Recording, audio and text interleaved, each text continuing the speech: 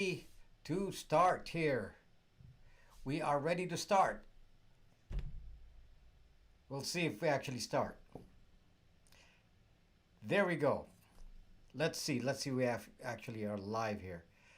Okay, guys. So I'm reading your comments as I'm sitting here waiting for the exact time.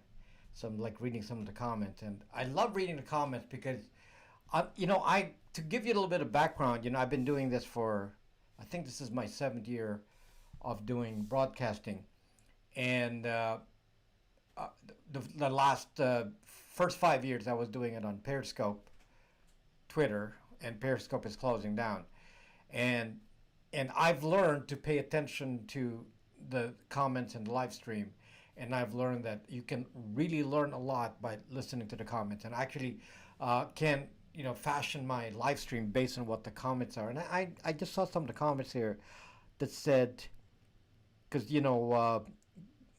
Great Gold said, "Don't. This is a politics-free zone," which is true. And then somebody then made a comment about how do you separate politics from what we're talking about here, because it's kind of connected to the topic. That is actually, that's an important point. It's an important point, but I want to make the distinction here. The thing is that the threats that I expose to you are not threats specific to one side or the other. It just, will hit one side at one moment in time, and then in a future side, it'll hit another part of the population. So you cannot really take privacy and censorship and all some of these issues and say this is a political side, because it doesn't make any sense. If you go back in history, if you study history, if you study even, specifically American history, and you study it over the years, you'll see that throughout history, many, many different sides were being censored or being affected in some way. And in fact, historically in the past, it's been mostly the left that's been censored, and mostly it's the left that benefits from privacy. And it's kind of crazy that now the tide has changed, because, and this is the danger, guys. This is the danger. When somebody is in power, you feel like you're like a young 18-year-old. You feel like you'll never die. You feel like you're invulnerable. You're the king of the hill right now because you're 18. And it's the same thing with this. Whoever is in power feels empowered, and so they don't think about things that matter to those who are not in power, such as freedom of speech and all that. And that really is a feature of the minority. The one that's not in power is the one often shut down when it comes to freedom of speech. That's the way it works. So to frame the topic into a political kind of statement is quite incorrect, because it's yes, there's certain people in power who will misuse their power and try to control, as they do, for whatever they believe in. But me personally, I told you that I respect people on all sides, and I don't profess to come here and push any kind of idea on any of you. All I want to say is that you should be able to speak, and speak freely without somebody controlling you. Okay, and so I just want to make sure that you understand, where I stand on that. And yes, by keeping the topic away from direct political discussion, I'm also, in a lot of ways protecting myself from being, affected by censorship and all that, because, and it's really true. I mean, my channel is not political. The topic, though, may at the moment, impact a particular group. So, and I understand that, and I understand that's one of the reasons people have come to this channel, is because they feel like disenfranchised in a lot of ways, and except the people who feel disenfranchised think it's something new that just happened now, whereas I've been thinking this has been the case for a very, very long time. And so I think it's not just a case of being disenfranchised because you happen to be on one side or the other. So anyway, that's just a thought. Now, one of the things that I want to kind of discuss, which has nothing to do with any of this, but it just shows you my thought process, and it really upset me to hear about this experience because it shows just how people are. It's kind of like me. I get attacked all the time here. There's always a troll. Lots of trolls here attacking me for whatever reason. It does. You don't even have to find a reason why they attack you. If my channel is doing better, I will be attacked. I'm used to it. I've been doing it for 7 years. So if you think I'm gonna go bow to some troll and say, "Oh my gosh, I'm so scared of the troll," on Periscope I was pretty aggressive with trolls, but it's kind of pointless to be doing that here on YouTube. So I don't really care. So moderators, just if somebody is trolling here, please just cut them out. Just cut them out because it's a waste of energy. Just please cut them out. No freedom of speech. Just cut them out. Okay. Please be indiscriminate with removing trolls that are off topic or bringing things that not pertinent to the discussion, and just take them out because they're not here to do freedom of speech. They're here to disrupt me. That's what they want to do. And yes, it is Adult Beverage Friday. So Turd Ferguson, thank you. New to your channel, I appreciate it. Thank you, Turd Ferguson. Thank you very much. Now, let me just tell you the story. This again, not directly connected to anything, but it just shows you my thought process. So I went to here in California. We have kind of a dictatorship, so to speak. Our governor decided that he's going to kill small business. So even though there's no direct correlation between people eating in restaurants and getting COVID, our governor decided, oh yeah, we're going to shut down and kill a particular group of people in business, which are the restaurant owners, the restaurant workers, and musicians. We're going to wipe them all out, those three groups. Musicians, restaurants, and all the restaurant workers. And it's like, we want to wipe them out. So that's what they did. So now, just to show you the kind of attitude that pervades here. So I went to a restaurant which has, they had like an outdoor setup. But part of their restaurant is open roof, and it's actually completely open. It's open on several sides, but although there's a wall, but it's open in so many places. Actually, open on the top and open on the sides.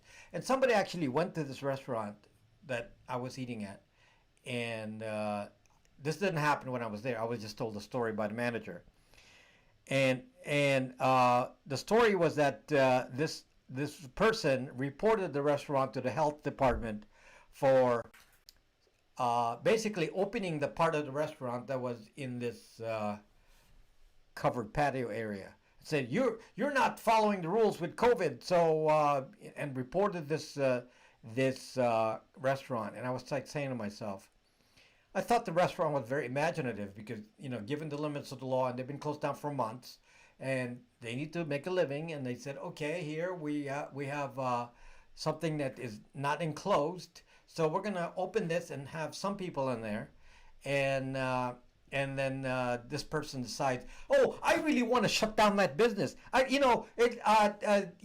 is a really good thing. Let's shut down a business in California. It's because it's the thing to do, because this is California. So we're gonna dictate that, and we're gonna shut down this restaurant. What the benefit is, I'm not sure, but we got to worry about health. Then if you feel like you shouldn't be in that section because you're older or whatever, and you feel like you're gonna catch COVID in that corner of the restaurant, then don't go there. But to actually attempt to shut down the restaurant, that many of us haven't been in restaurants for months. I mean, this weekend was the first time I've been in a restaurant in ages because they've been shut down since fall. This is California. We have, restaurants have been shut down. Many restaurants completely so sad. So many restaurants closed down here, never opened up again. And that's the kind of attitude that I'm thinking about. It's like, that's nothing to do with privacy, but I can just imagine the kind of person. That person probably hangs out on Facebook. Okay? So that's just that's not me, not me. My philosophy is just leave me the zuck alone. That's my philosophy. Leave me alone. And that person should have left the restaurant alone. I mean, given the limits of the law, did they stretch the law a little bit? Maybe they stretched the law. Who cares? They're just trying to make a living, and who cares?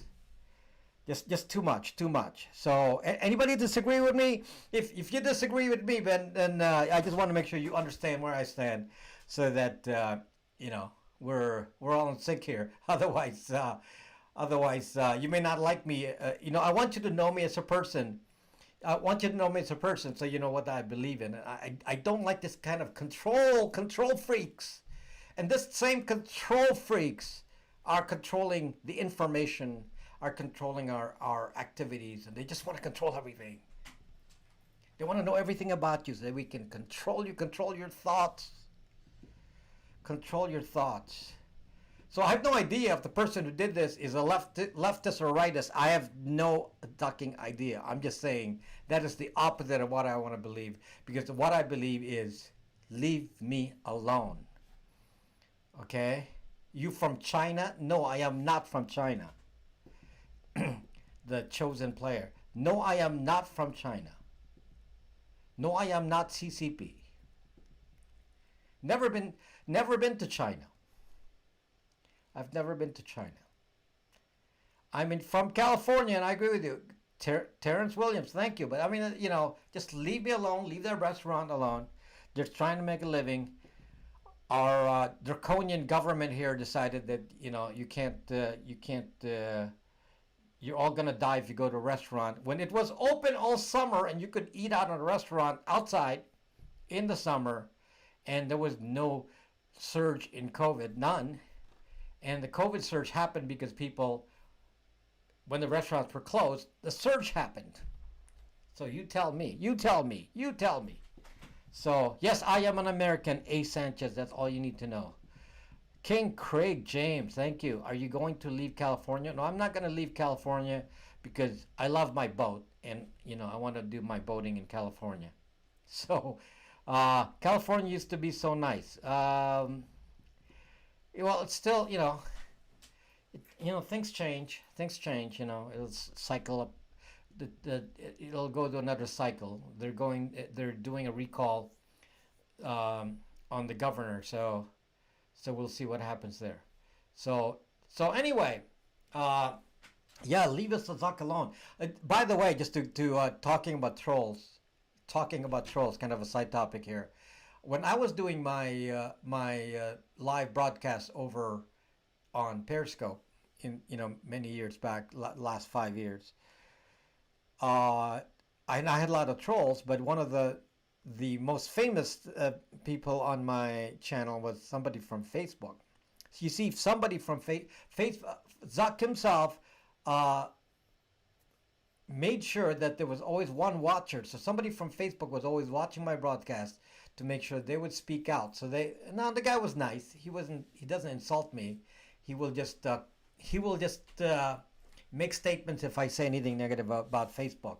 But I had the active trolls all the time. It was like every day. So I'm so used to trolls. So it's like So if you're gonna troll me, I am not actually.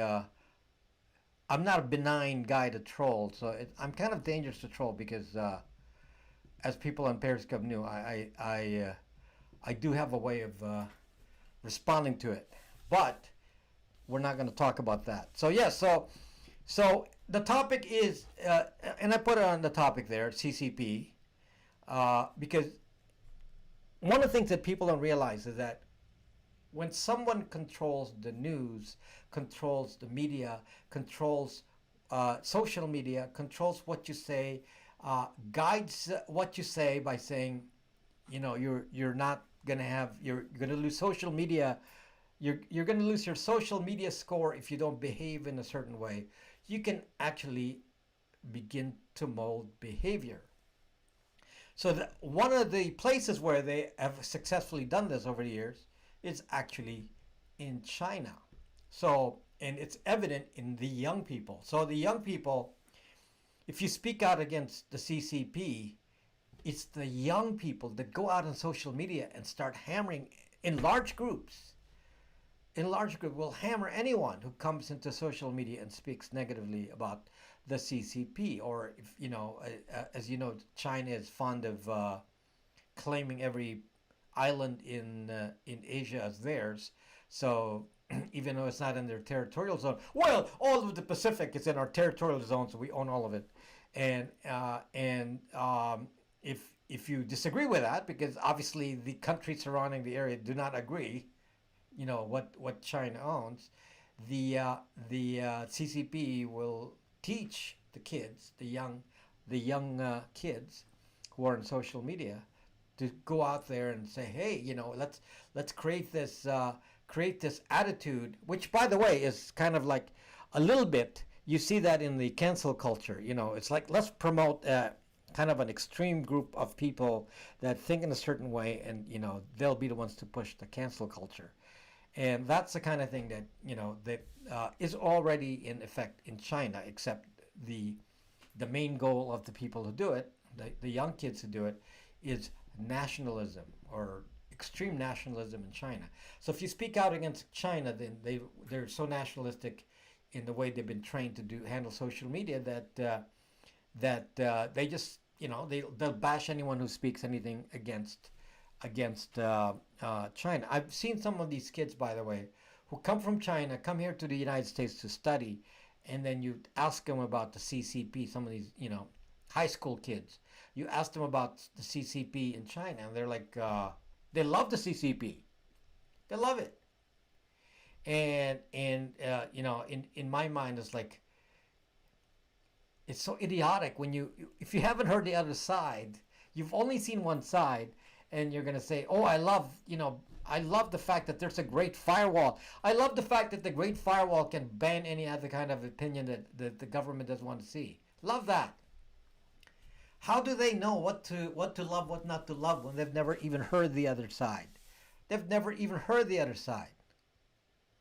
So that's and that's exactly what we're facing here is social media here in the U.S. saying, hey, we need to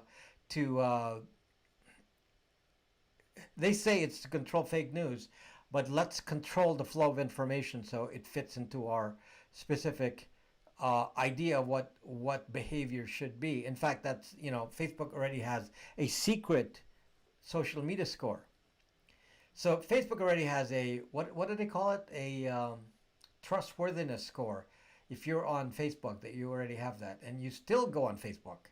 I mean, it's just zucked up that you actually have a trustworthiness score, and if your score is low, they don't share your posts. So you can talk to yourself all day.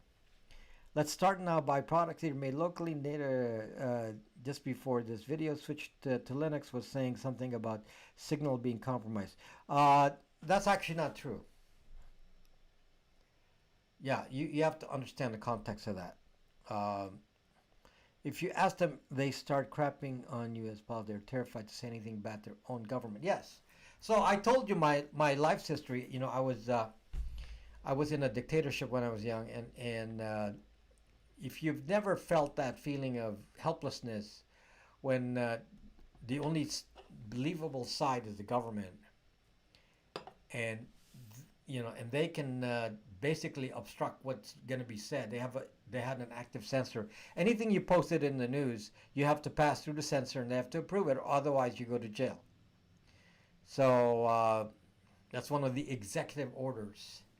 So, and you know that a couple of weeks ago when they started banning VPNs and like, what is that? A test run?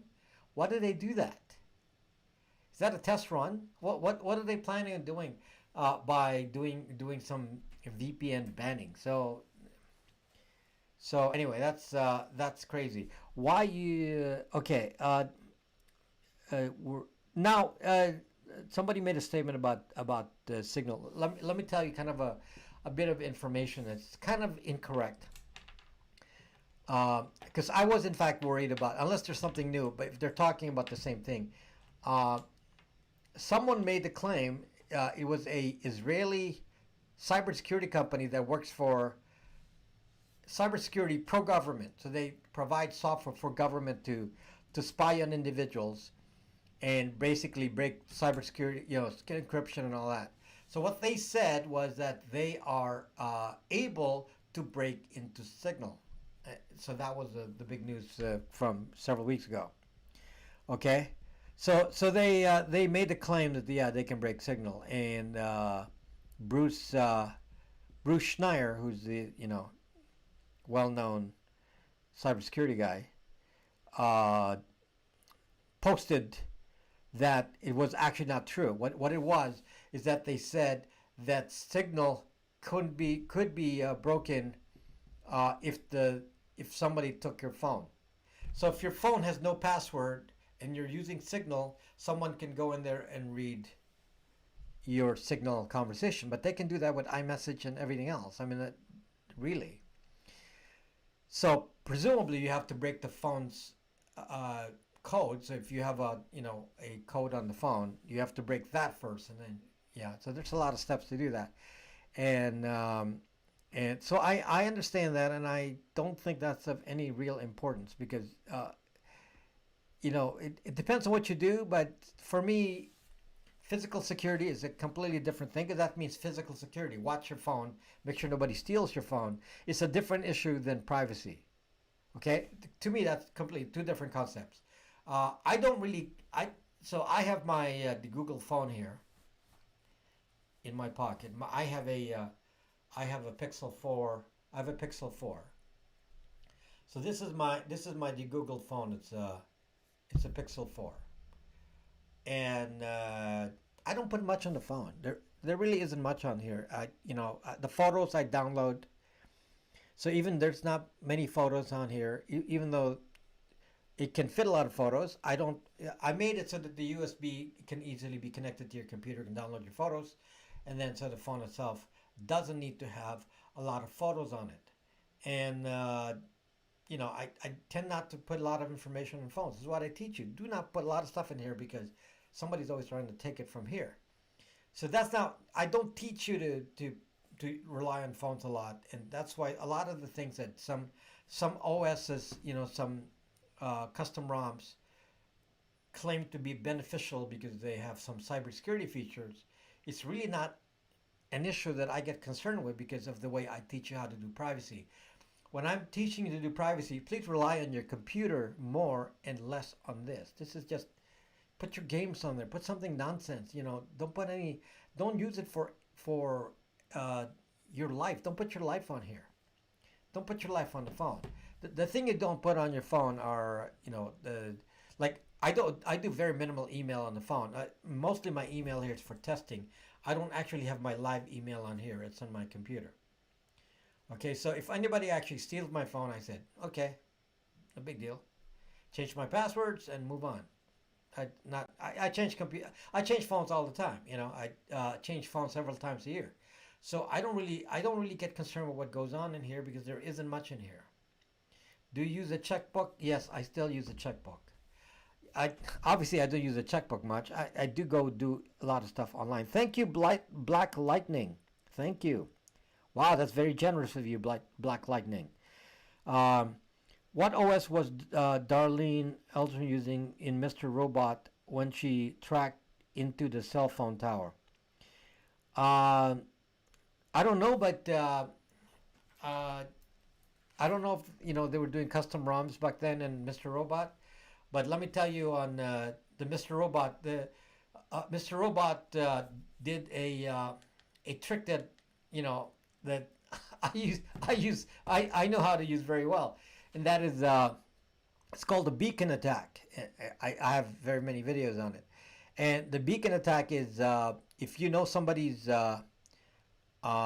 email, you can do a beacon attack on them because they rely so much on email, they get email on their phones, and then I can then do a reverse IP lookup, and then find your location doing reverse IP lookup. So you do a beacon attack, you get their IP address, and then you check the reverse IP lookup database, and then that's when when what's his name? When uh, Mr. Robot actually found out that the FBI was waiting for him in the house, and because he checked out the location, the IP address, and the location. So yeah, that's kind of what's Mr. Robot.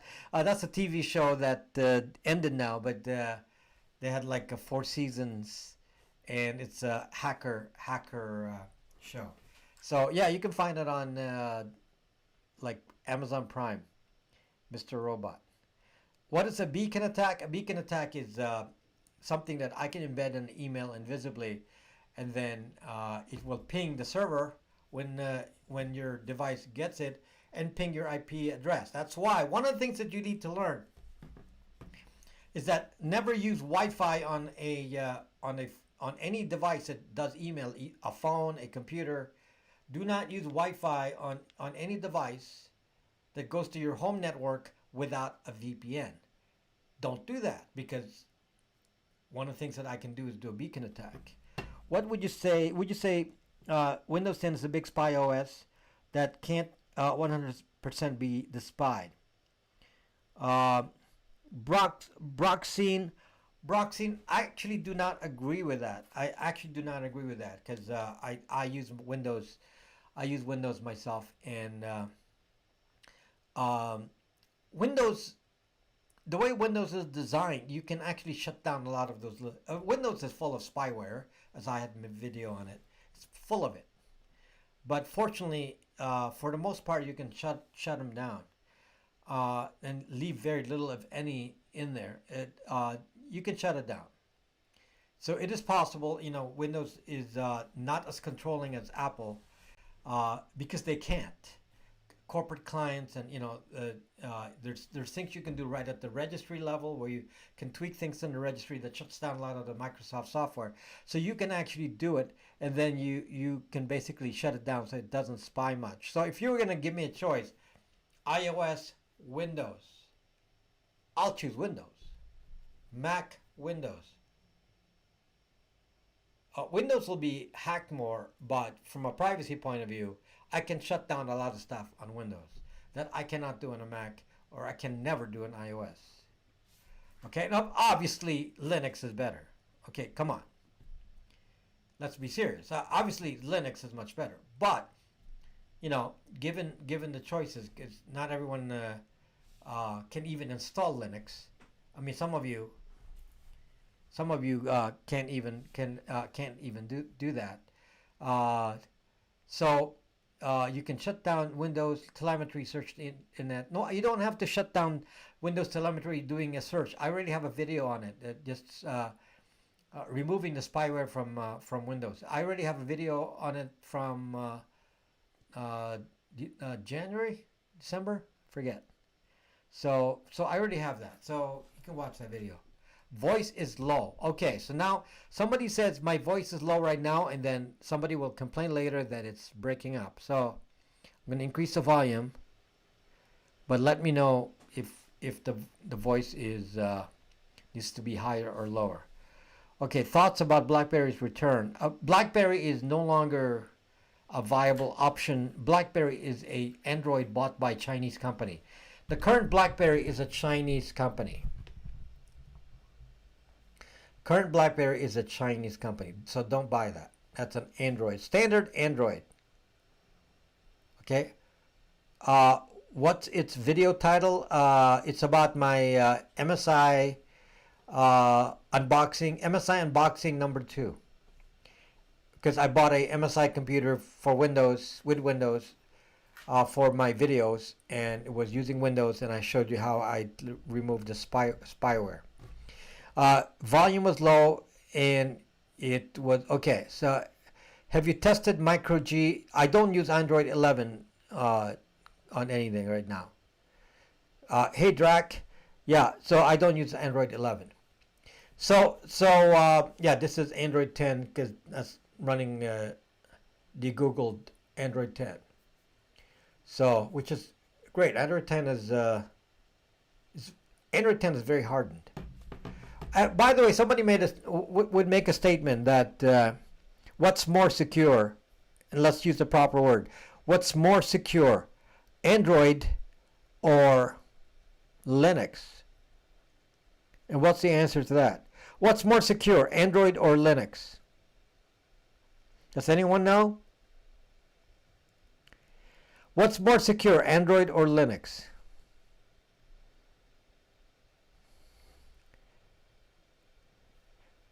I know most of you will say Linux.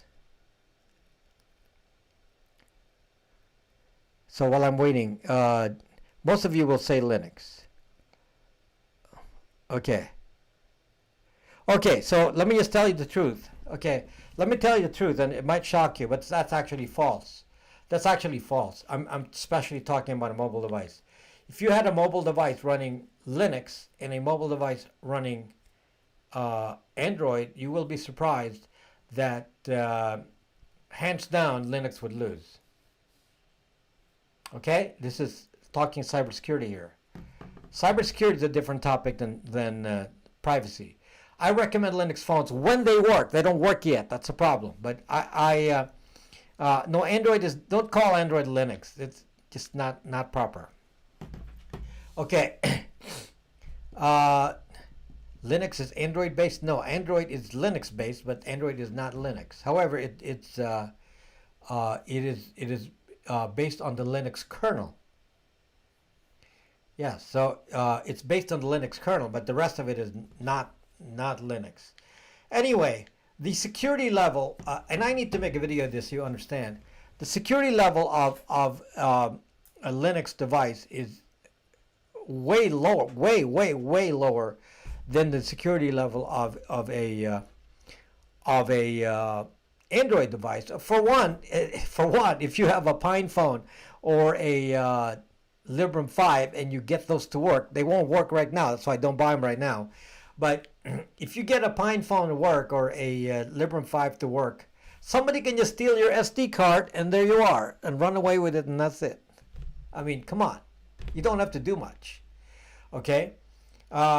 Take your SD card and put something else in there. Basically, you can ask somebody to load any kind of app on a Linux phone that can actually be powerful spyware, and you wouldn't be able to control it on a Linux phone as long as they convince you to install it. Okay, because from a cybersecurity point of view, a Linux device does not really have the kind of attention that they put into Android and iOS as far as cybersecurity. However, stop, guys. Stop. Cybersecurity is not privacy. That's two completely different things. Okay? A Linux phone, by its design, because it's not owned by anyone, nobody's gonna. Thank you, Mickey Leaks. A Linux phone is not owned by anyone, so there's no one that it reports to. So no one's going to be sending your information to anyone. So from a privacy point of view, obviously a Linux phone does not require any special thing. A Linux phone is going to be much safer for privacy. You're going to be damn sure it's going to be safe for privacy versus a Google Android phone. Obviously is pure evil, just like iOS. You have to get a de-Googled phone. Okay, you have to de-Google the phone in order for the phone to be safer. So that's the reality of that. It's dangerous not because Linux is open source, because Linux is not designed to be a mobile system. Linux is not designed to be a mobile system, and a mobile system, they spent so much time making sure that no one can just steal your phone and do stuff on it, where there's very minimal security on a Linux phone. There's very little encryption on it by default. And it's the reality. That's just what it is right now. Nobody has yet spent the time. There are things you got to learn about terminology like SE Linux. You can install SE Linux on Linux, but it will still not be anywhere near the capability of SE Linux on the phone, because no one spent the time to create, the rules. whereas Google spent the time to make the rules for permissions for SE Linux that exists on an Android phone. So this is a much more secure device. I'm going to tell you right now, this is a much more secure device than a Linux phone. It's not a joke. It's true. Privacy-wise, a Linux phone is much more private. KaiOS is owned by Google now, so who knows? KaiOS is Google. Is unlocked bootloader a concern? I don't believe that's a concern. That's a good question. I will answer that. But before I answer that, let me just talk about my sponsor. My sponsor is Linode. Now, if you want to gain some independence, you might say, I want to get out of Google Cloud. I want to do my own stuff and not rely on Google services, Google Drive. And you might want to set up your own server, your own website, and you want to go to a data center that will give you that. One of the companies I recommend highly is Linode. I've been dealing with Linode for a while now, and the more I stay with them, the more I say that this is a good company. They really do have excellent tech support. I use their tech support a lot, so I know this very well. And they're really trying to be helpful. They're not trying to, even when I'm having problems in certain cases with people doing bad things on my VPN, Linode is very, very, their mentality is we're here to help. We're not here to obstruct you, we're here to help you. And that's why I just love dealing with them. So if you go set up a Linode server for whatever you want to use a server for in the cloud, and you do linode.com/Rob Braxman, you're going to get $100 off for that you can use up to 2 months, and you can get $100 off your purchase. And some of their servers are really cheap. You can start using a server for as little as $5 a month. So if you want to just practice doing Linux, installing Linux, they're very big on Linux. You can use Linode. So there you go. That's a sponsor of the live streams on this channel. Now, how do you know they aren't doing bad things with it? Okay, I don't know the context of that, but what I was gonna talk about a topic, then I shifted gears, and I forgot what I want to talk about. Can somebody remind me what I was going to talk about before I did the commercial? I actually, what if you never just let anyone look at your phone screen? Mad Cow, physical security is easy. So if most of us keep an eye on our phones all the time. So I'm not too concerned about physical security. If I were running Linux on a phone, it doesn't concern me because, physical security doesn't matter if you're not putting your life information on the phone. Okay, unlock bootloader. That was unlock boot. Thank you, A. Sanchez. That was A. Sanchez's question. I was going to answer bootloader. Yeah, so I am not concerned. So somebody says, and some OSs say, oh, you can't use Lineage OS. You can't use Lineage OS because they leave the bootloader unlocked. That's not actually true. Depends. Some models like a OnePlus 6, you can relock the bootloader. Some older Pixels, you can relock the bootloader, and most of them you cannot relock the bootloader. So yes, it is true that you cannot relock the bootloader, and then you get a message when you boot that says, "Oh, well, it's really dangerous because you leave the bootloader unlocked." And now again, we come to the question of cybersecurity and privacy. What happens? Now I know how to do bootloaders all day. I mean I've done a lot of these phones. Okay, there are very few people in the world maybe who have done as many phones as I have. I mean, we sell a ton of these. So there are very few people in the world. Maybe only a handful of people do so much flashing of these. But obviously, I've done a lot of them. I've done a lot of flashing of phones, and it's if you ask me, I've done more than 10. Okay, I've done more than 10 of them. So 10 what? 10,000? 10,000. So anyway, so based on my experience, if you unlock the bootloader, what can you really do to attack the phone? Now, I'm a cybersecurity guy, so I'm looking at the phone saying, how am I going to attack this phone with a bootloader unlocked? So what happens when you have the bootloader unlocked? You can actually go into the, there's actually 2 steps. You have to go into the developer mode and say OEM unlocked.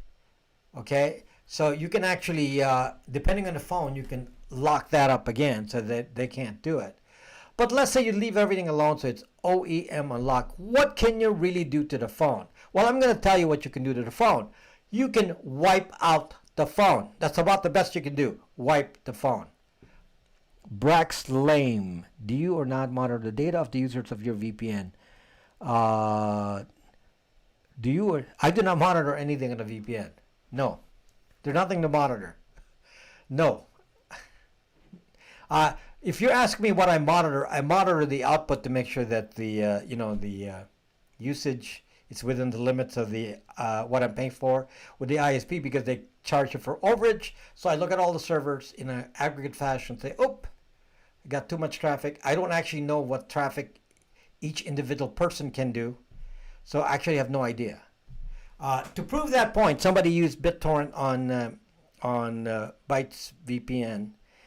And the ISP has been hunting down the one person for months. It's one person doing extreme amounts of BitTorrent legal downloads.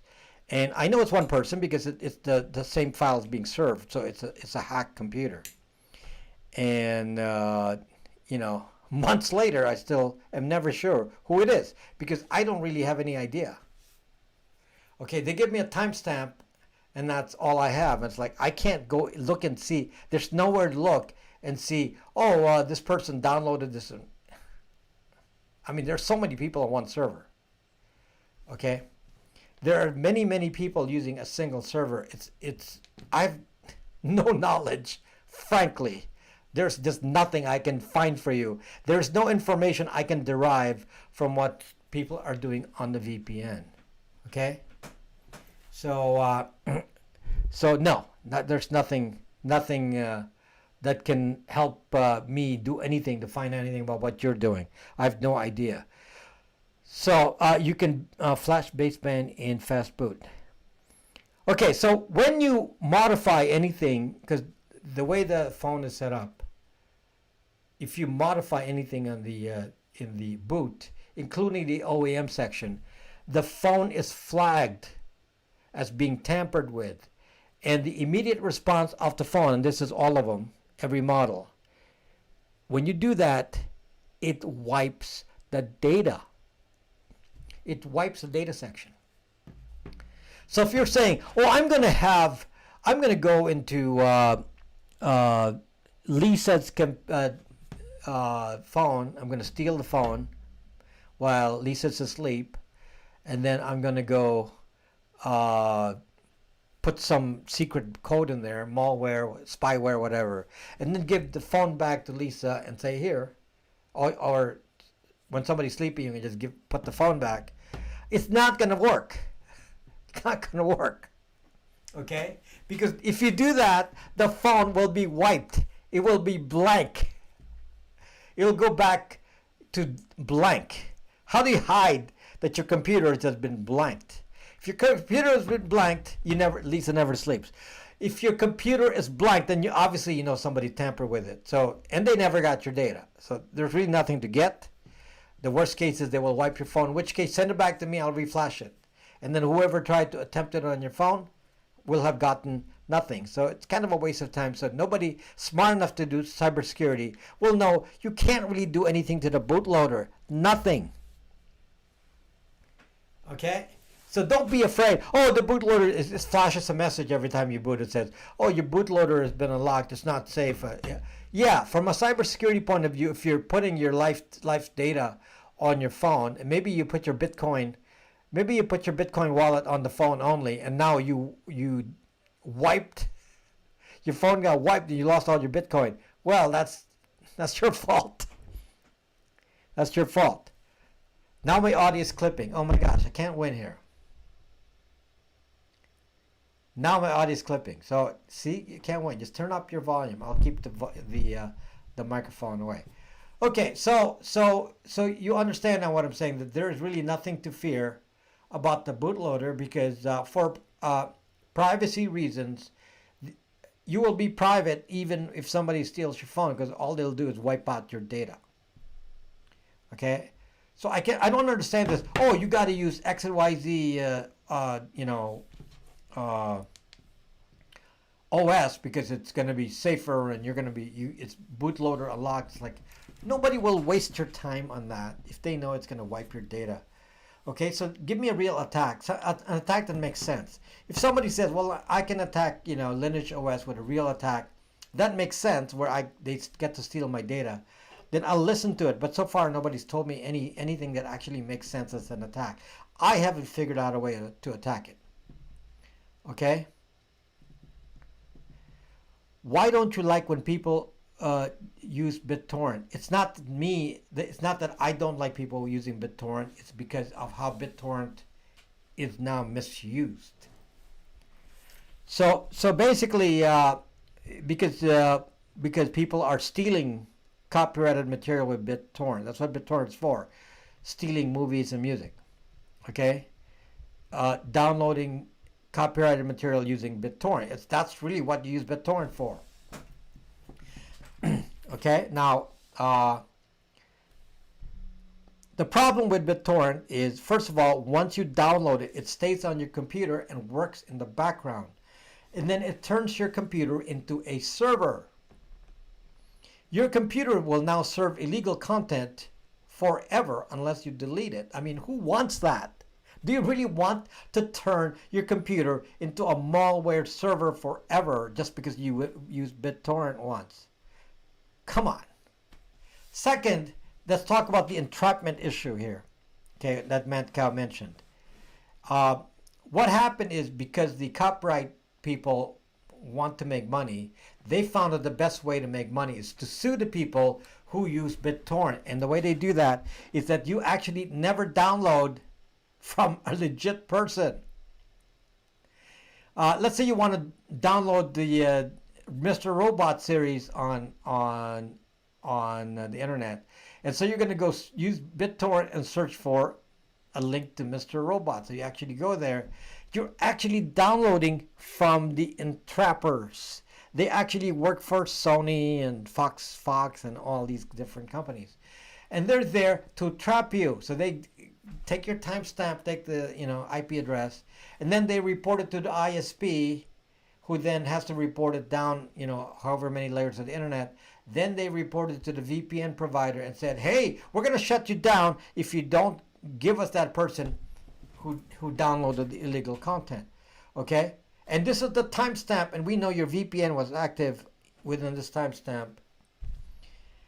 And so then they come to me, and so you just reveal that you were downloading something in that timestamp. So you really want to do that? You're telling me that that's a safe use of your privacy, to be letting people know with a timestamp, that the entrappers know what time that you were on the internet? So please, I do not recommend stealing copyrighted content, and certainly do not recommend using BitTorrent for that. You actually will not be able to be spotted if you streamed something, even if you streamed it in illegal content. There would be no way to catch you with streaming it. You can only be caught if you download it. Okay? So, yeah, BitTorrent is there. I mean, it's crazy what it can do, because it really uses your computer and powers it in the background. VPNs keep logs. My VPN doesn't have any logs, so don't talk nonsense here. Don't talk nonsense. So anyway, do not. I don't recommend that. If you're a heavy BitTorrent user, don't use my VPN. I just don't need a headache. If nobody was doing the entrapment, I probably wouldn't care. But because they're entrapping you, it's not good for your privacy to be using it. Therefore, I support that. That you should not be using BitTorrent, and I don't want it. Isn't Seedbox kind of like BitTorrent? Same thing. I don't know what Seedbox is, but it's a seed, so must be a BitTorrent thing. ISP keeps DNS logs forever. ISP can keep DNS logs of my DNS forever because it's aggregated. All of us on the VPN share the same DNS, so it actually comes out of the one server. So in my system, all VPN users come out of one single server. So therefore, I don't really care, who's trying to listen to the VPN. I mean, to the DNS, since it's just meaningless stuff in there. Thank you. And end of days profit. What feeding on PGP? Nobody uses PGP anymore. We use GPG, which is open source. PGP is not open source. GPG is. So I use GPG. I just downloaded Disney's materials and sell them as DVDs in downtown LA. Don't care what you do. Just don't do it in my VPN. That's all I'm asking. I don't care what you do. Just don't do it in my VPN.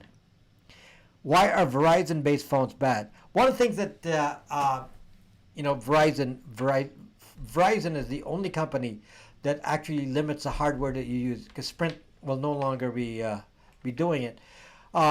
Verizon is the only one that limits where your phone can work. Do you know that practically any phone made for GSM, AT&T, T-Mobile, will work anywhere in the world, but if you have a Verizon phone, nothing works.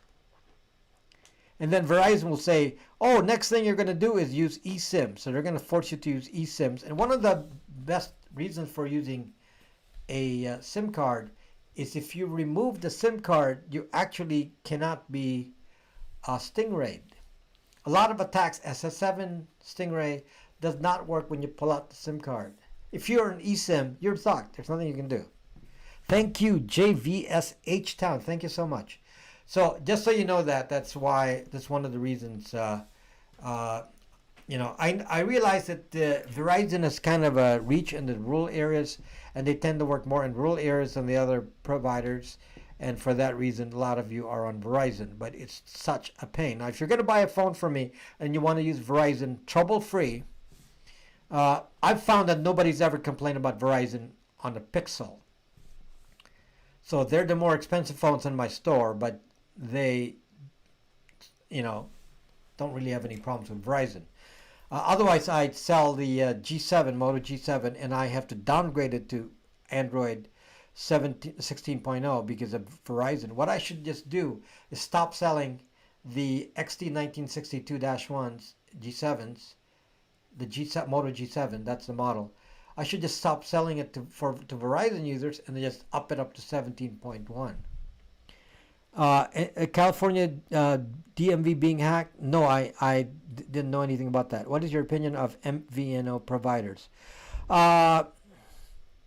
I don't really have any opinion on MVNO. I mean, they're basically just the same. So they have a different database. So, for example, I use Ting.com as one of my MVNOs. I actually have MVNOs and regular. So in my phones, some of my phones are on T-Mobile, so that I can use unlimited. And then for my specialty one-use phones for 2FA, two-factor authentication, I use Ting.com, so I just have cheap SIM cards, $10 a month. So for that reason, I use two. So I T-Mobile and an MVNO. So MVNOs are good because they typically can give you a cheaper deal for short-term use things, prepaid phones and all that. And they're usually cheaper because you don't use the resources so much. Okay? So I use Ting.com. And if you come to Braxme, I have a referral code in there if you use Ting.com. I appreciate it. So I secure from Finland. Any thoughts on them? I've sold F-Secure from Finland. I don't have any experience with F-Secure from Finland. You know, if F-Secure sends me something to talk about, then then I can say something. At the moment, I have no idea about F-Secure from Finland. And there's actually some other phones that they make in Finland that they were promoting in low volume. I don't believe that's F-Secure, but it was something else. And there's this little companies that make only like 1,000 phones. They're found in Finland for some reason. I don't know why. My VPN works in Australia because I have a server in Sydney. I have servers in Sydney, not servers. I have servers in Sydney. I have many clients in Australia. Can you review password managers? Do I really need to review password managers? I don't really have a problem with any password manager. I personally use KeePass because it's open source. But you know, I used to use LastPass, which was easier to use. So do I really have a problem with any of them? No. I don't think I have enough information to say that any of them have any issues. So F-Secure is a VPN company? Okay. Not familiar. What do you suggest for those who need streaming servers but are off Twitter or YouTube? You mean an alternate streaming company and they don't want to use Twitch or didn't a lot of people go to Hap? I don't know anything about that. I really don't know anything about that. But if you're going to use a platform, just go use a platform that does not require you to tell them who you really are, your real name. So I don't know how Hap works. I use Twitch. So that works. Can I get 100 megabit on Sydney server? If you're in Sydney, you probably could, yeah. I don't know if you're not in Sydney, I have no idea. I know Twitch is Amazon, but you don't have to use a Twitch account. I mean an Amazon account. You don't have to use you could, but you don't have to use an Amazon account with Twitch. I'm going to tell you a little story. Which kind of tells you, how things are working with my privacy battles. I use a VPN and I change servers on my VPN. So YouTube, because I have a big channel, YouTube was concerned and said, identify yourself. Your channel is behaving strangely because, of course, I have a big channel and they don't want anyone to steal my channel. So here on YouTube. So they balked at having a VPN, and I don't have a phone. I don't have phone 2FA on my channel. I use Google app on a dedicated phone to do. I have an iPhone that I don't use, so my 2FA is handled by an iPhone that's always at the house, doesn't have a SIM card, and I only use it for Google Voice and Google Authentication. Anyway, this is funny because I went into Google and it actually said, we don't trust who you are, you changed, something changed with your account, you're doing something suspicious, it says that. Thank you, Lisa Jean Flores. Thank you. Lisa Jane Flores. Thank you.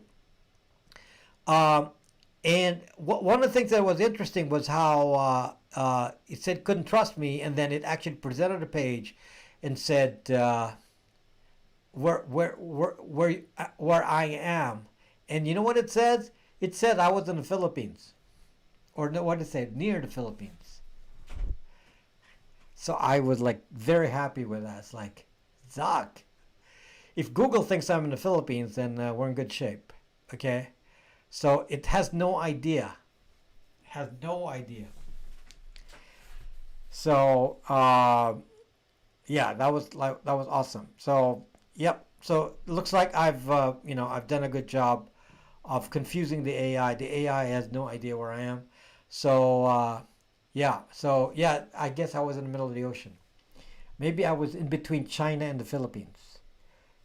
So I use KeePass. I use KeePass. My KeePass obviously is very safe. It's open source. Uh, yeah. So I it just proves the point that when you take the right precautions, and a big spy machine like Google tells me that I'm in the Philippines, I'm like saying, love it. It means it's working. Uh, you are now my Filipino brother. Can you help us hide from the robots? What's your opinion on potential hardware backdoors like Intel's Phantom Engine? Potential backdoors? Shambies 9? Potential? There's still potential with that. It's real. There are real backdoors. However, let's go into the next topic now for the next half an hour. They cannot really hack a home network. Okay, let's talk about that. And what we're going to talk about is IPv6 and NAT. Okay, let's talk about this a little for a moment. IPv6 and NAT. And there's so many smart ass people who will comment that they know more about IPv6, and they're such idiots. I don't even understand. They read a couple of books in the networking world, and they think they understand everything. And as you know, I actually write software for routers, Brax router. So I think I understand it well enough, a little bit. I understand a little bit of what happens in the network. I hope. And but some of these people really have no understanding. So one of the things that happens is, let's say you're on a ISP like Spectrum. Let's say you're on Spectrum. So my Spectrum technician came over here and said to me that, hey, do you want me to install our new router modem combo? So they're going to install this router and modem combo for my house. And I said, no fucking way. Don't do that. Because that forces IPv6. And then the technician says, yeah, that's true. It does. And, well, I don't want that. Okay, let me just tell you again, for those of you who don't understand what IPv6 means. IPv6, instead of IPv4 as a networking tool, if you enable IPv6, which, by the way, does not really go to the internet yet, it just goes to your ISP. Your ISP can see every device in your network with specific IP addresses by device. So you cannot hide when you're IPv6. If you have 10 devices in your house, the ISP can see exactly which one those 10 devices are, because that's what IPv6 does. The other thing that IPv6 does, in case you didn't know this, is that IPv6 will also take your DNS traffic. So if you're, visiting, CNN.com, IPv6 will let the ISP know that you are, in fact, visiting CNN.com. That will be known to them because of what is called IPv6 leak. And they will know it at the device level. So if there are 15 devices in your home, they will know that computer 1 went to CNN.com, computer 2 went to FoxNews.com. They'll know that. You can just imagine the kind of information they can derive just from knowing what websites you visit. Okay? So IPv6.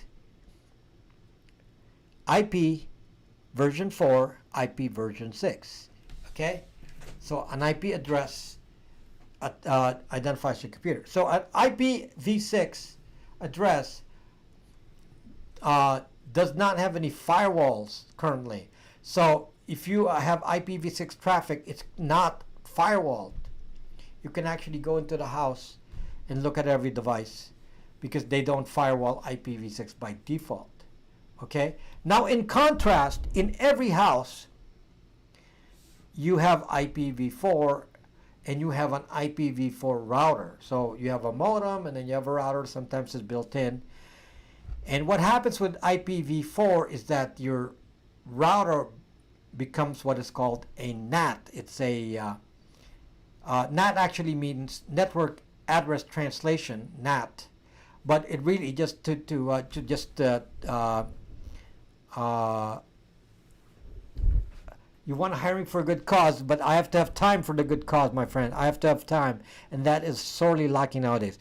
So with IPv4, everyone has a NAT, which is kind of acting like a firewall. So when you put a router in there, it actually stops traffic. It can't cross to the rest of the network. So if somebody wants to attack your Intel through the back door using Intel Management Engine vPro, they can't, because the port cannot be accessed from the outside, because it's going to be stopped by NAT. If you have a Brax router, there are two NATs. There's a NAT in the main router and a NAT again on Brax router. So double NATs. So you really have no chance of getting seen. At that point, there's no way to access through the NAT. So nobody can break in and access your IME or control that. Where they can do it is in a corporate environment. So if you're in a corporation and you're on the network of the corporation, they can access every computer. So if you're at a corporate office when COVID is over, or you're on an IPsec VPN, you know, your office VPN is called IPsec. Most of you connect your office to, like, let's say something called a SonicWall, and you connect to that VPN. That's IPsec. So that's what that software is from SonicWall. When you use SonicWall on that, they can actually see your device.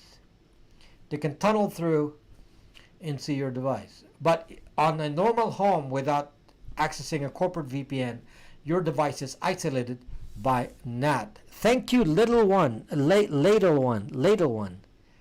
Thank you very much. You're all so kind. Thank you so much. I mean, you don't understand how important it is that you support this channel. It really, really is so appreciated. Really, really appreciated. Anyway, because of this NAT thing, you don't really have to be afraid of backdoors, whatever. At the home environment, you should be worried when you're at Starbucks or elsewhere.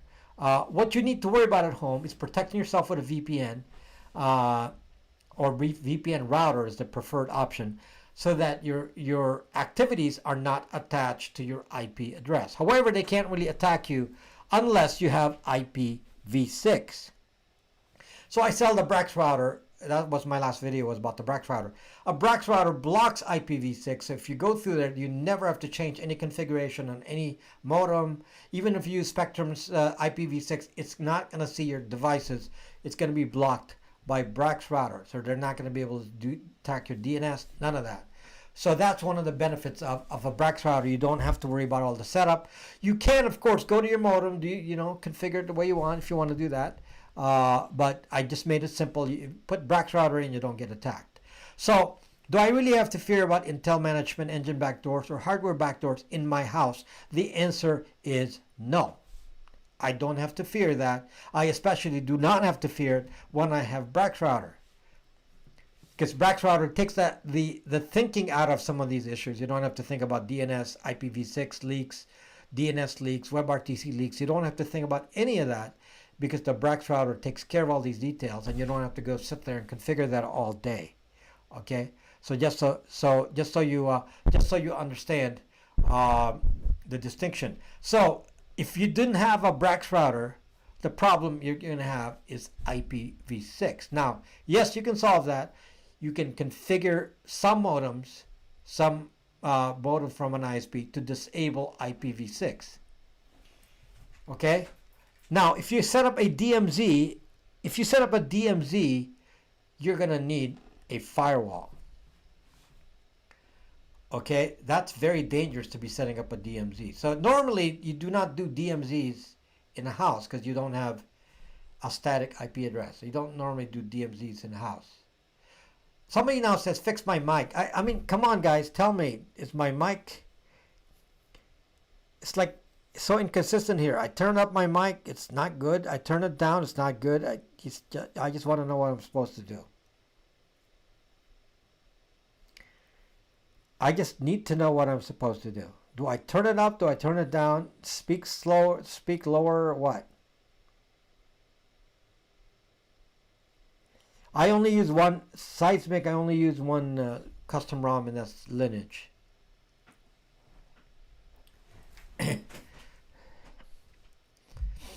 Okay.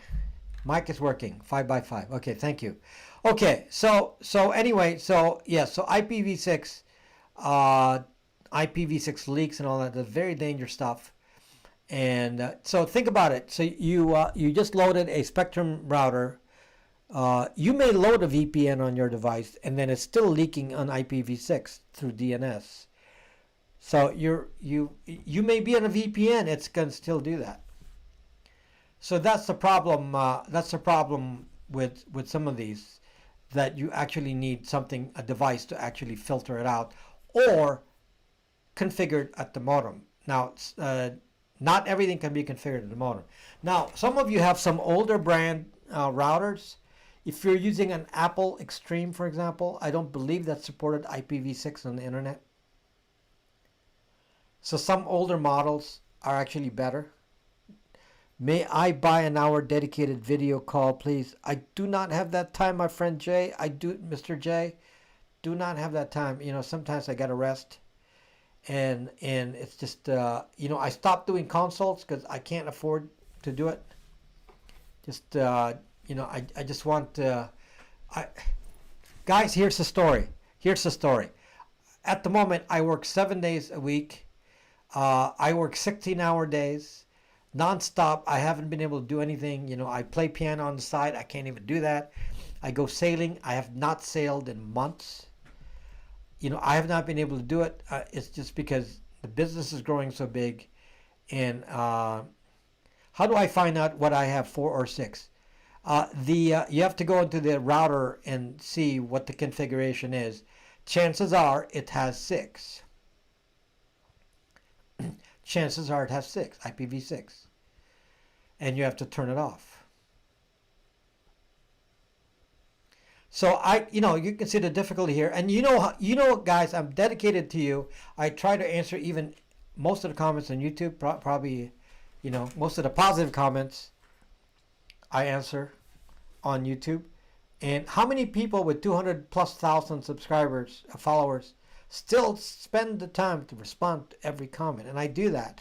And I respond to all of you on BraxMe, and it's really difficult. I mean, sometimes 10 hours and I've done nothing but respond to comments.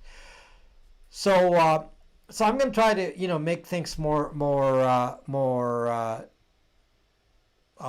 streamlined by making videos about common questions. Like if you want to have installation problems on VPN, we're making videos. That was my project this weekend, to finish some of them.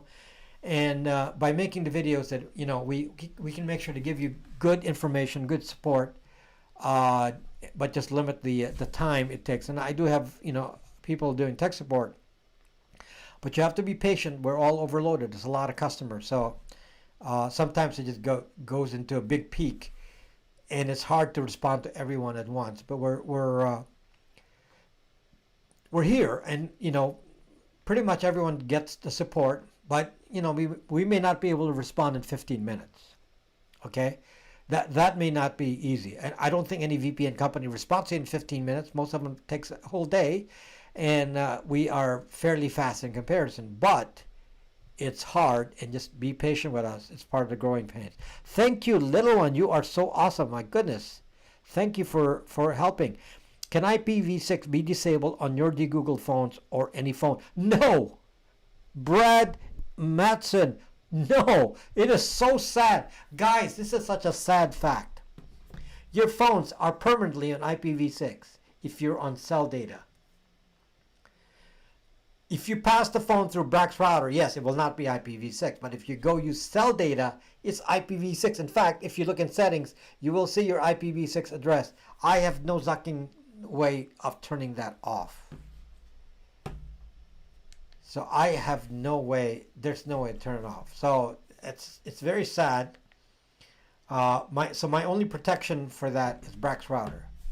So at home, you can stop IPv6 with a Brax router. So what will happen is, if ISP wants to know what's happening, they only know the activity at the modem. They can't cross the modem. So if you are actually connected through a VPN, your traffic is routed outside of the network of the ISP. So all they see is encrypted traffic. They actually have no idea what you're doing. Can PinePhone disable IPv6? I believe you can, yes. Yes, you can disable, you go into sysctl.conf, conf, edit that, go to UFW, and, there's some various things you can do to disable IPv6 on Linux. Easy. So whether it be a PinePhone or Librem 5, Pure OS, should be easy to eliminate IPv6 on there. Not a problem at all. There you don't need a router because you can do it on the phone, but not on an Android or iOS. There's no way to do it. Okay? So VPN does not help. Brax router helps. The problem is, let's say you have a VPN on this phone, right? So VPN will send your traffic out. The problem is IPv6 will still leak your data. The DNS part. Not your data, but the DNS. Okay? Now, some of you get this option. Listen to me clearly here, especially those with Android. So if you go into settings on an Android, one of the options here under network and internet, listen closely here. One of the options here is called private DNS. And normally it's set to automatic. Normally it's set to automatic.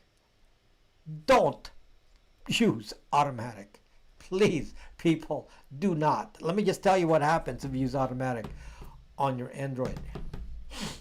On the Google phone, we set it to off, unless you turn it back on, but we set it to off. Now, let me just tell you what happens. If you are using private DNS automatic, it means you're sending your queries, DNS queries, encrypted to Google. And Google says you should use that because it's encrypted, so your ISP cannot see your DNS traffic because it's encrypted. Except you're sending your real IP address and your DNS queries and your IPv6 address to Google. So now Google can, by device, know exactly all of your DNS traffic to the device level by sending it to Google. I do not buy that. I do not agree with it.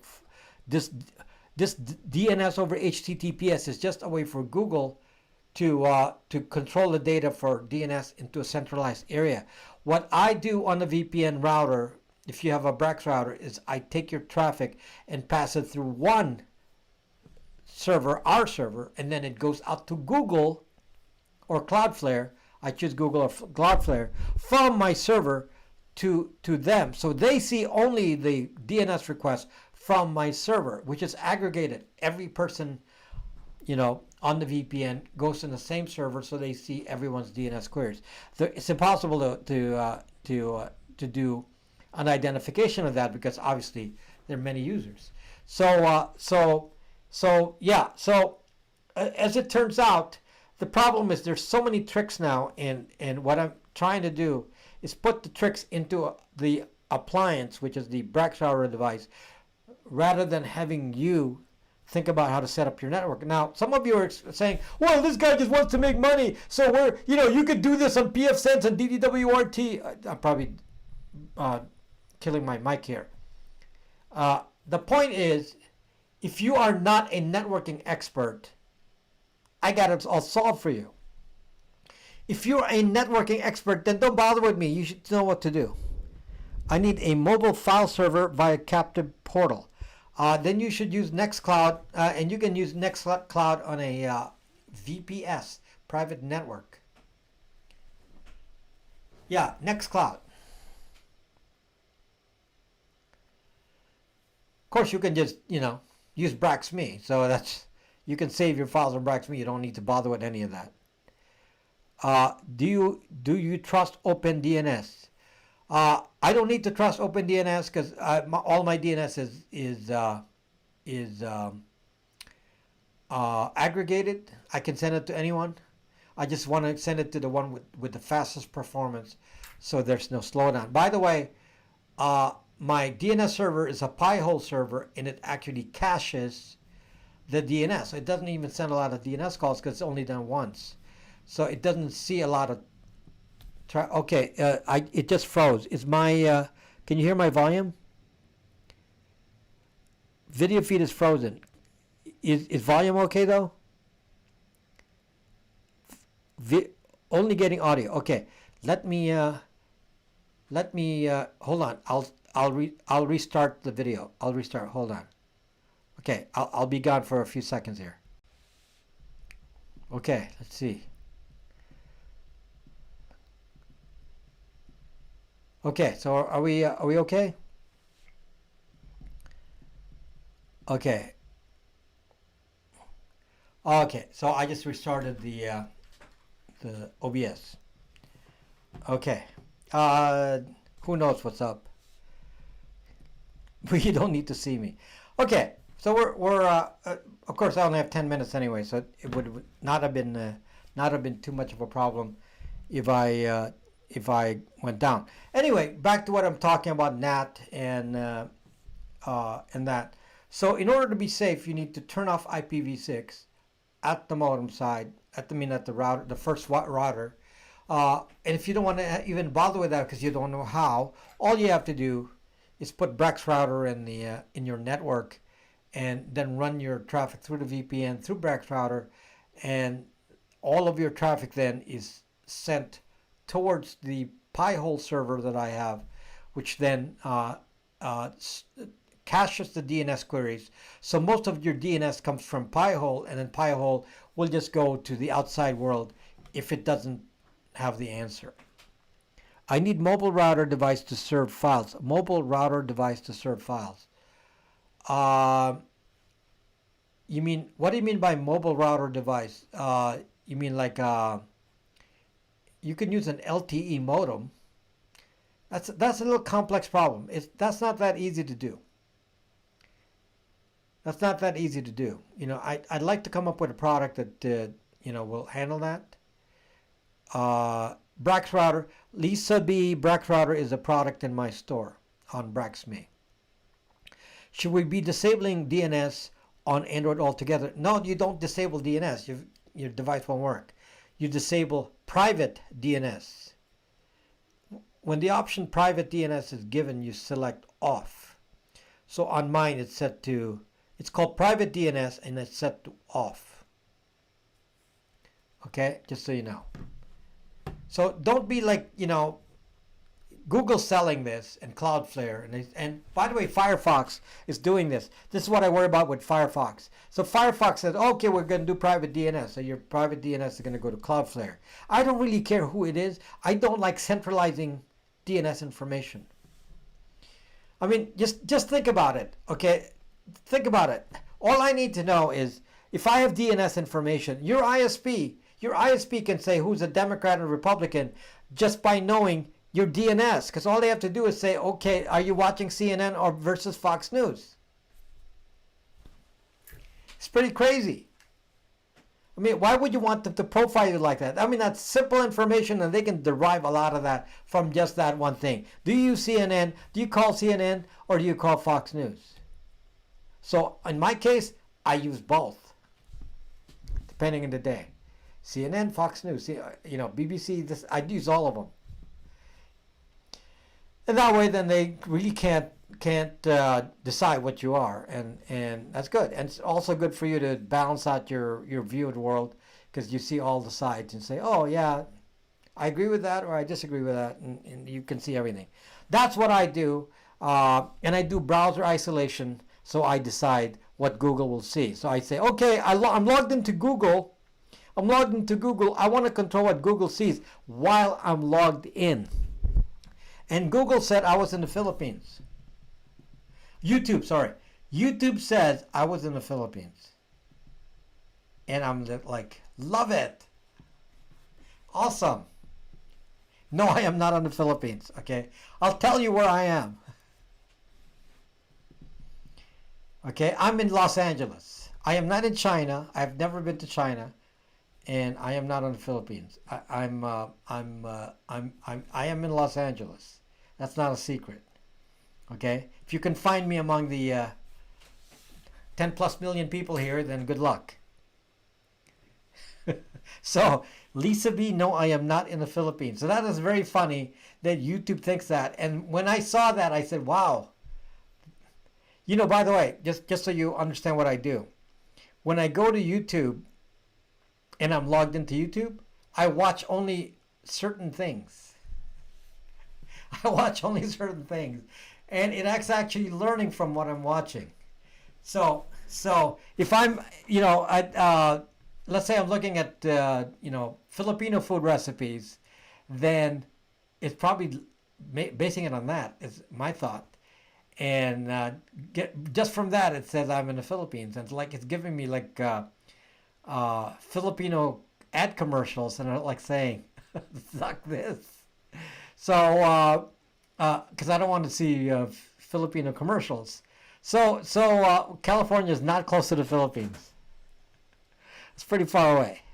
So we're close to Mexico. That we're really close to. We're right next to it. So I'm seeing all these commercials, and which is really funny. They're wasting their energy with me. So, because I'm not in the Philippines. So anyway, recommend you. Yeah. So that's telling you that my browser isolation works. Because what I do is when I'm on Google, I do certain things only on Google logged in, and then I'm using Chrome for that. Chrome.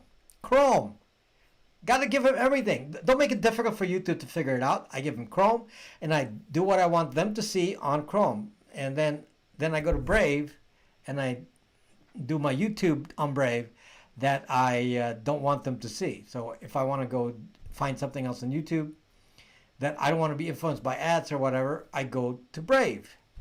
Okay, so I have two kind of YouTube browsers. Then I have my third browser. In my case, happens to be Firefox. Although Firefox is making me doubt things now. It's behaving badly. Firefox. I never have Google on there. Never. Thank you. Sorry, I missed. Very noble people need mobile. Captive portal server J. Oh. Yes, Jay. Let me think about that.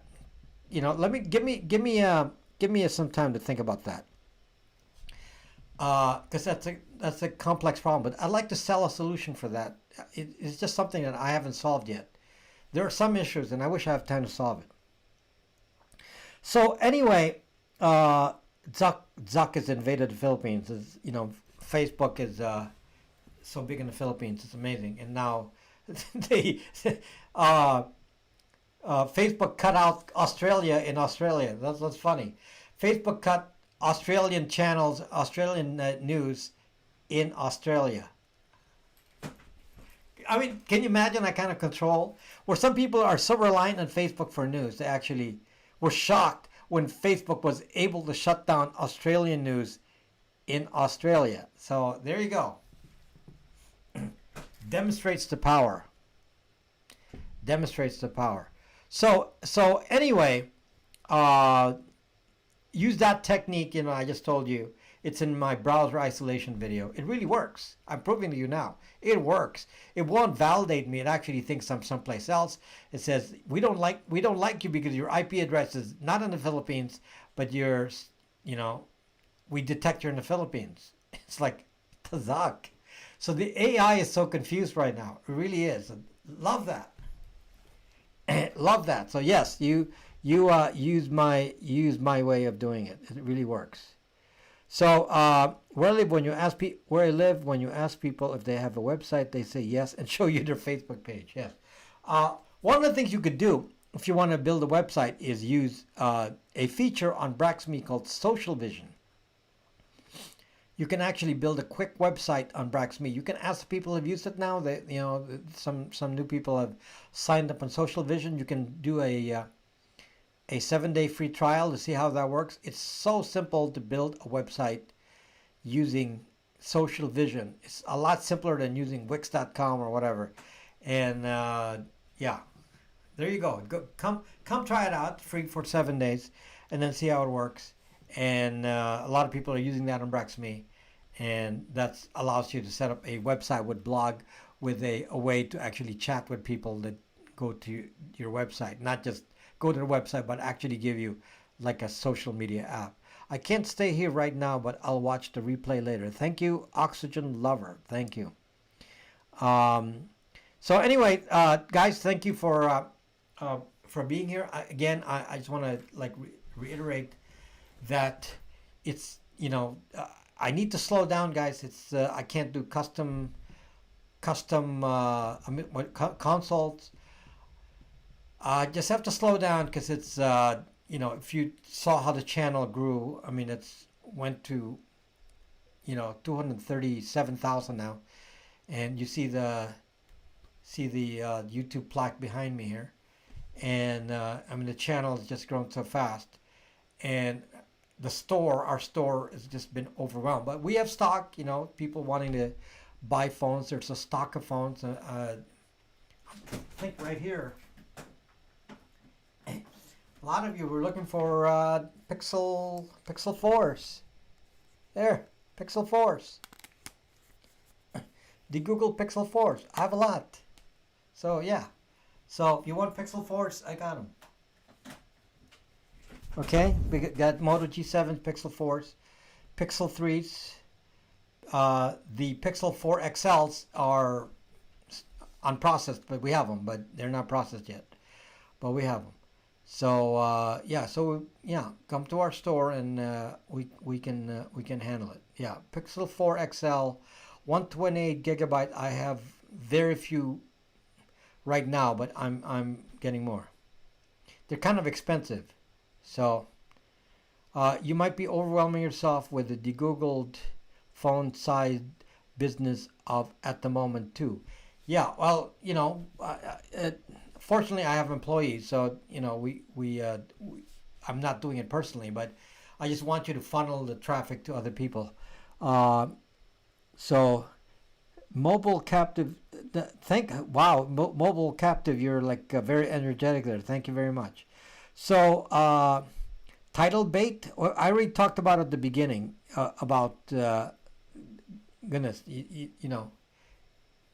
I'm here for an hour and a half. So, if you didn't watch it at the beginning, then I'm not going to go repeat.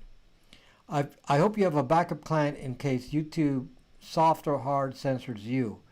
I'm on Odyssey.com, and I'm also on my own app, BraxMe. So, if you're on BraxMe, you know where to find me. I'm always on BraxMe. Okay, thank you guys. Thank you for watching. I appreciate it. And I think we shut down a few trolls here tonight. And hey, Kelp. And thank you for watching. And again, thank you for support for the channel. And we do have a lot of Brax routers, so that will never run out. I ordered that in volume, so we have that. What about a live piano jam?